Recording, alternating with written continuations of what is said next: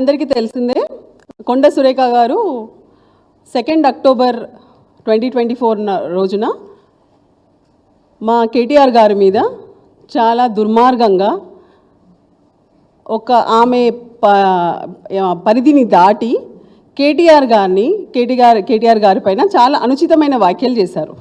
So ఆ అనుచితమైన వ్యాఖ్యలు చేసేటప్పుడు తను ఒక మహిళని మర్చిపోయారు. అదేవిధంగా తను వేరే మహిళలను ఈ దుర్మార్గమైన మాటలు తను ఏదైతే మాట్లాడారో ఆ మాటలలో ఆ అత్యున్నత స్థానంలో తను ఏదైతే ఉన్నారో మంత్రిగా ఆ విషయాన్ని మర్చిపోతూ వేరే మహిళల గురించి చాలా చెడుగా వ్యాఖ్యలు చేసుకుంటూ అవన్నీ కేటీఆర్ గారు మా గౌరవ నాయకులు ఆయన మీద అవన్నీ అంటగడుతూ ఆ వ్యాఖ్యలు తను అదే ఏదైతే చేశారో ఆ వ్యాఖ్యలన్నిటినీ కూడా కోర్టు వారి ముందు వరకు తీసుకెళ్లడం జరిగింది. సో కోర్టు వారి ముందు మేము కేటీఆర్ గారు క్రిమినల్ డిఫమేషన్ కేసు వేశారు. సబ్సిక్వెంట్లీ సివిల్ సూట్ 100 కోట్లకి ఆమె మీద కాంపెన్సేషన్ కోసం దావా వేయడం జరిగింది. ఆ దావాలో 23వ తారీఖు ఈ దావా సివిల్ డిఫమేషన్ కాంపెన్సేషన్ కోసం కేసు వేయడం జరిగింది. ఆ కేసు ఏదైతే ఉందో హానరబుల్ 25th ACMM కోర్టు గారి ముందు వచ్చింది. సో వాదాలు విన్న తర్వాత హానరబుల్ జడ్జ్ ఇంజంక్షన్స్ గ్రాంట్ చేశారు. ఈ విషయంలో ఒక 6 ఇంజంక్షన్ పిటిషన్స్ ఫైల్ చేయడం జరిగింది. ఈ 100 కోట్ల దావాలో ఇది OS నంబర్ 466 ఆఫ్ 2024.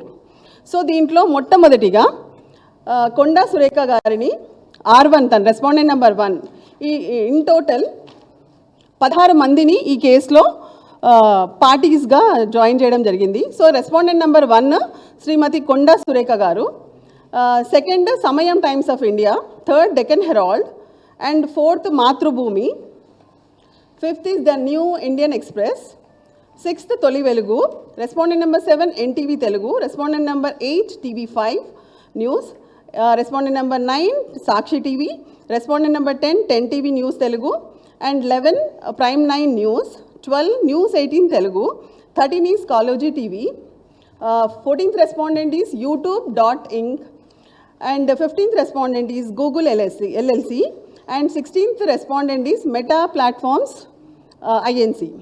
సో వీళ్ళు ఏదైతే ఉందో ఈ 100 కోట్ల దావాకి ఈ రెస్పాండెంట్ నెంబర్ 2 to 16 ఎవరైతే ఉన్నారో వాళ్ళ పరిధి చాలా లిమిటెడ్. సో వాళ్ళ మీద వేసిన దావా ఇది కాదు. వాళ్ళు ఎలాంటి పనులు చేయాలి చేయకూడదు అనే విషయంలో మాత్రమే వాళ్ళని ఈ కేసులో యాడ్ చేయడం జరిగింది.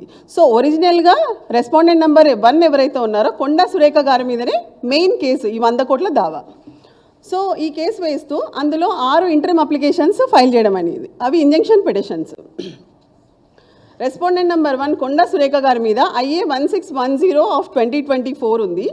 సో దీని ప్రకారము జడ్జి గారు అన్ని ఎవిడెన్సెస్ కోర్టు వారి ముందు సమర్పించిన తర్వాత మా లాయర్ అక్కడ ఆర్గ్యుమెంట్స్ అన్నీ అయ్యాక మొత్తము కేసుకి సంబంధించిన ప్రూఫ్స్ అన్నీ పరిశీలించి ఇంటరిమ్ ఇంజంక్షన్ గ్రాంట్ చేశారు. సో ఈ ఇంటరిమ్ ఇంజంక్షన్ ఏదైతే గ్రాంట్ చేశారో నేను అది చదువుతాను.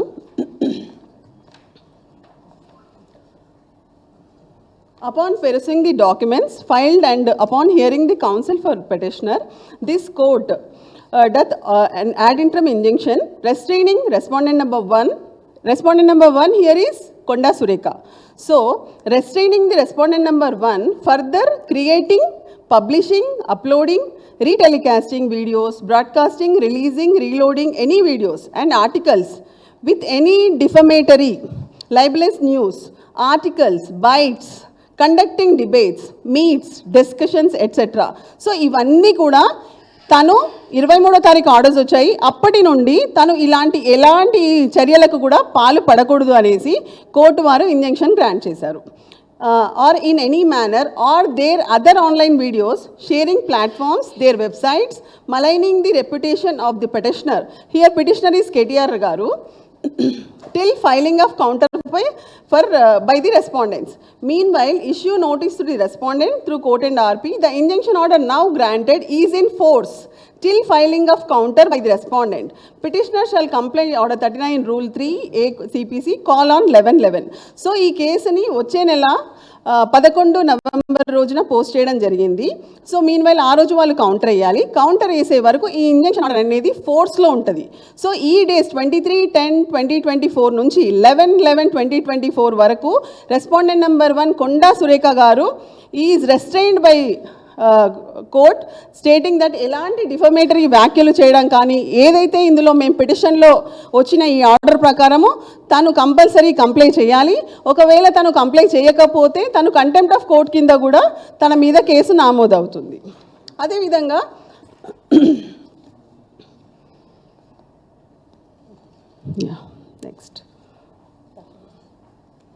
నెక్స్ట్ ఇంజంక్షన్ పిటిషన్ ఏదైతే ఉందో దాని ప్రకారము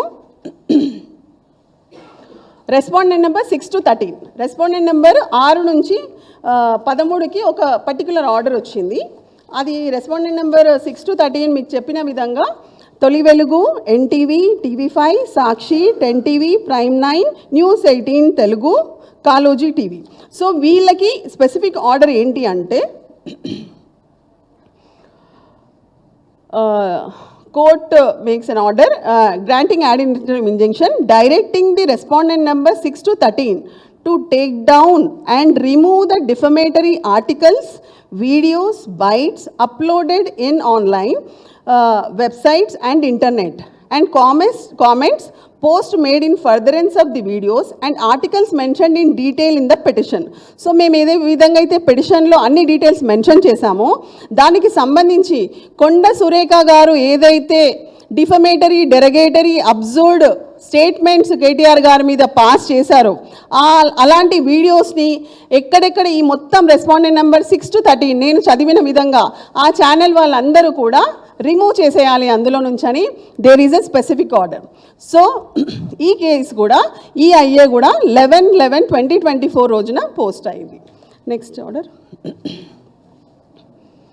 ఇప్పుడు రెస్పాండెంట్ నెంబర్ 14 and 15కి respondent number 14 and 15 IA number is 1614 and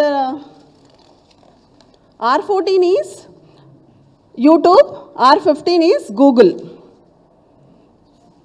so వీళ్ళకి యూట్యూబ్కి, గూగుల్కి స్పెసిఫిక్ ఆర్డర్ ఏంటి అంటే respondent number 14 and 15 to take down and remove the defamatory articles, videos, bytes uploaded in online website and internet and comments post made in furtherance of the videos and articles mentioned in detail in the petition. Meanwhile, issue notice to the respondent through court and RP. So this IA is also posted to 11th November 2024.